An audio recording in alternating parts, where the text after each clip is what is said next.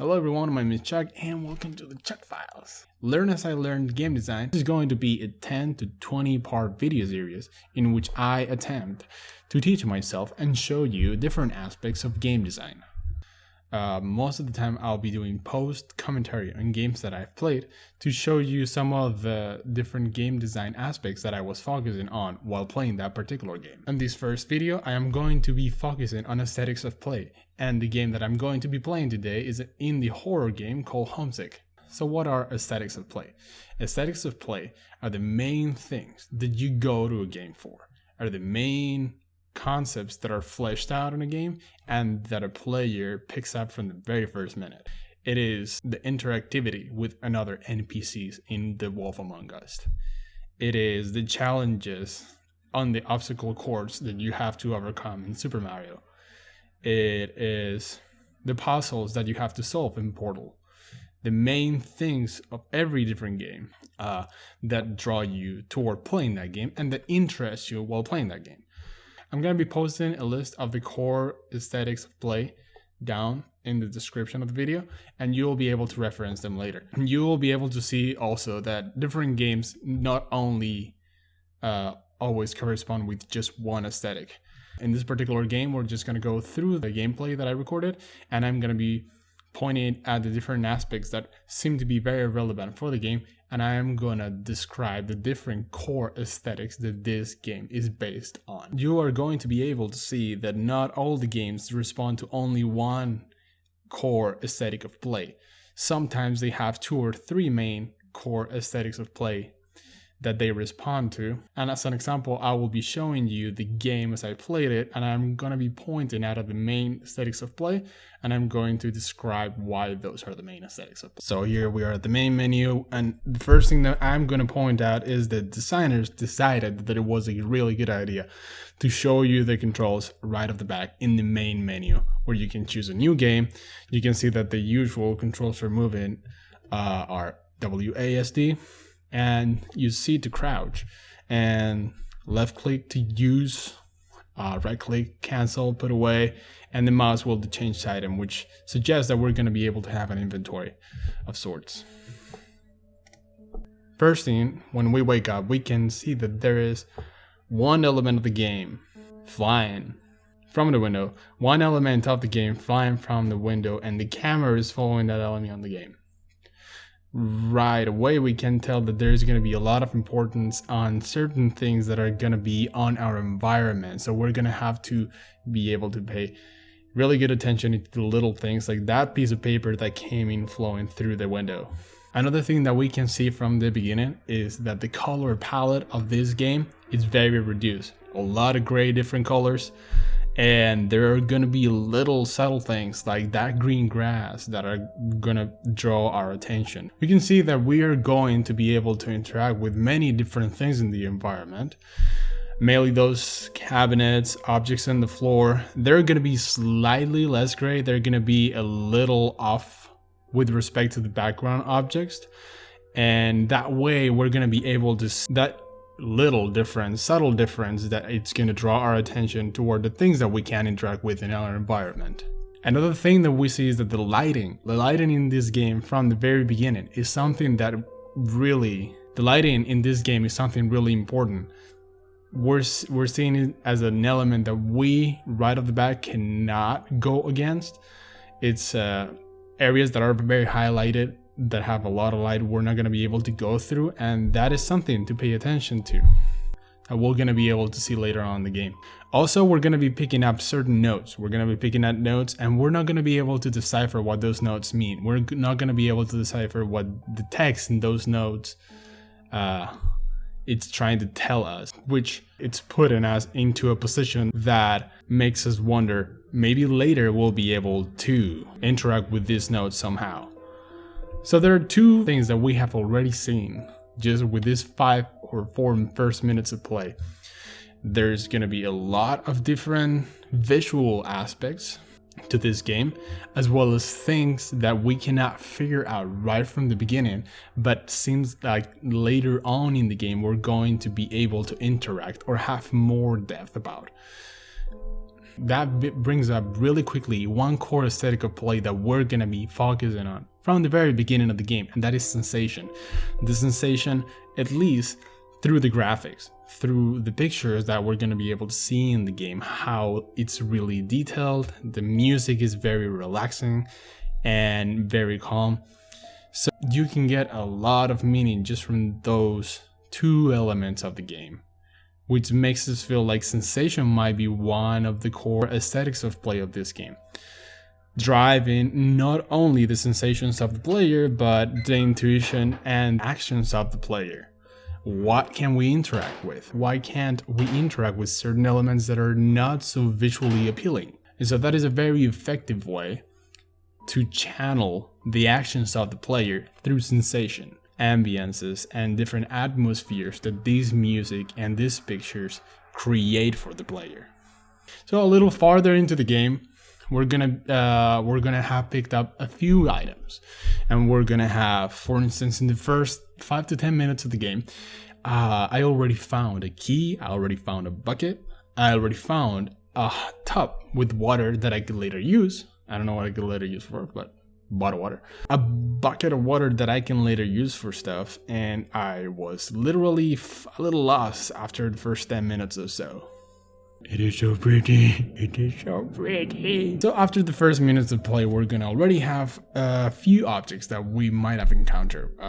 For instance, I found a set of keys. I found a bucket. I found a tub with water, and we found a few notes, a few books with text that we could not interact with, text that we didn't understand. It was written with weird characters, and we had, from the very beginning of the game, we also had a picture of a kid with flowers. When I had an inventory of different things, another core aesthetic of play came to mind. The other core aesthetic of game was discovery.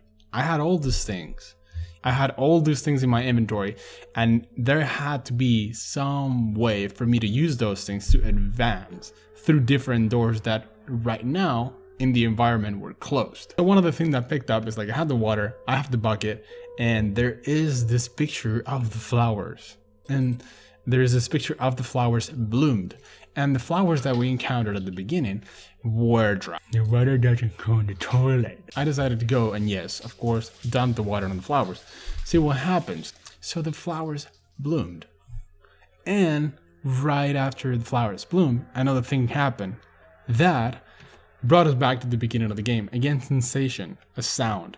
There was a sound that we heard at the beginning of the game. Our player, our character started yawning. Sorry.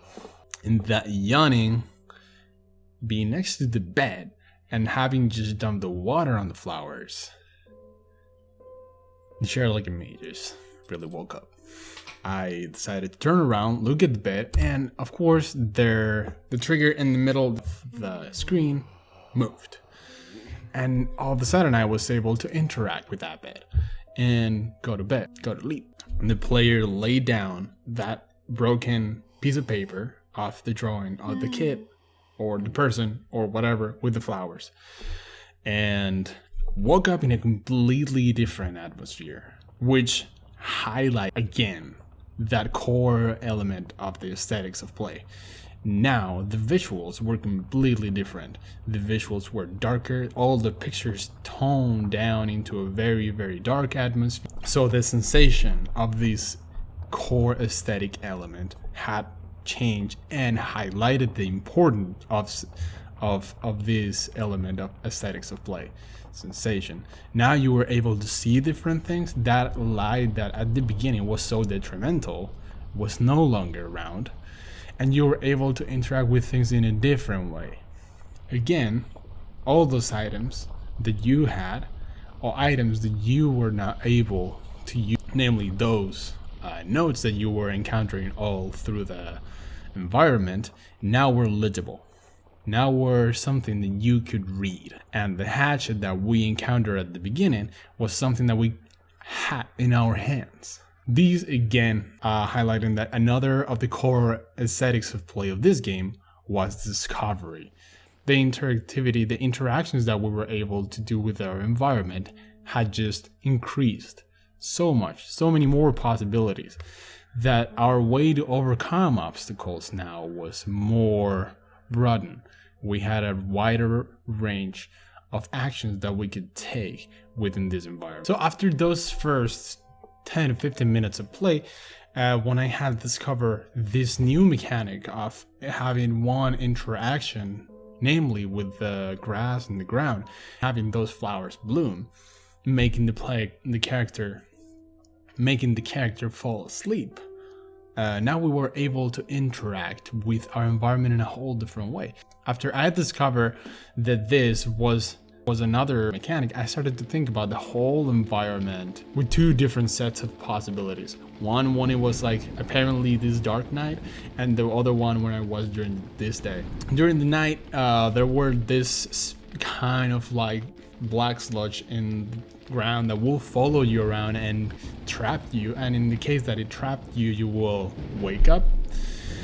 The other case was that you figured out how to open a gate or interact with an element that was at the time blocking you from keep moving forward, and that will wake you up. So again, the two things that we can point out after this is that the visuals in this game had just gained so much power over the overall aesthetics of play, and again highlighting this sensation of aesthetics of play. And another piece more like possibly had been added to the equation, like an aesthetics of play more from like a challenge or a possibly perspective was added to the game, and these was something that we were gonna have to continuously revisit through the different stages of the game, either figuring out how to open a cabinet with those characters that, as I already mentioned in the beginning, during the day you could not read, but at night you could read, or by going through hallways that had a lot of light during the day, and at night you were completely free to move through them. Another thing was like the light switch. The light switches will have to be left on, so at night you could walk through different places, because if it was too dark, you would not be allowed to work through, you would not be able to move through corridors or enter rooms. So to close off, the core aesthetics of game of Homesick, from the point of view of the player, would be sensation, talking about all these feelings that we can see with the pretty flowers and like the astounding graphics in all the environments and rooms that we're gonna go through. Music will change from one place to another place, and there will be a piano that you can play later, and if you're really bad, you just don't play because it's really bad. So yeah, to sum up, those core aesthetics of play: sensation through all the pictures, music, noises, different things that will trigger you to feel something about the game, that will drive your direction while interacting with the elements in the game. The feeling of discovery, the feeling that you had to go through all the elements that you could see in the game and see which ones you could interact with, because possibly those were some elements that later on, or some elements or objects that later on were going to help you overcome a challenge. And again, that challenging and possibly core aesthetic of playing the game, in which you'll have to turn the lights on during the day so you could be able to walk through different places at night, or how to open a room that had a code in it, or how to get the water from a leak in the ceiling, or how to water this plant so you can go to sleep and the night will get triggered so you can move forward. All these again are just the different aesthetics of play of this game, and you could point out other ones, and every game is going to have at least 2 or 3 core aesthetics of play. So in this video, we were able to point out 3 different aesthetics of play. Again, as I said in the beginning, look at the description for a bigger list of aesthetics of play. You might be able to point at or think about different ones, and if so, please write those on the comments. And another thing, I'm going to be posting a list of games for a few of the aesthetics of play, and then you can go and explore those games, and you yourself can look at those aesthetics of play from a game designer point of view. Aesthetics of play is something really important, especially when you are trying to especially when you, as a game designer, are trying to communicate a certain feeling or a certain intention toward your players. And this was an exercise that I wanted to do in order to be able to flesh out all these characteristics a little better. So if you find any other games that fall under those aesthetics of play categories, please say that on the comments, so other people can check some of those games out and be able to increase their understanding of this game design aspect. So I hope to see you in the next video of the TheChuckFiles.